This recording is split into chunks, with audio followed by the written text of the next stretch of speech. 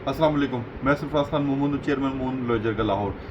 बुज़दिल दुश्मन ने हमला कर दिया है और 4 से 5 मुकामात पे हमला किया है, जिसमें बच्चे भी शहीद हुए हैं।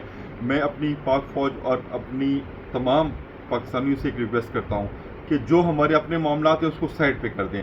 दुश्मन ने हमला कर दिया है और अपनी पाक फ़ौज के साथ खड़े हो जाएं।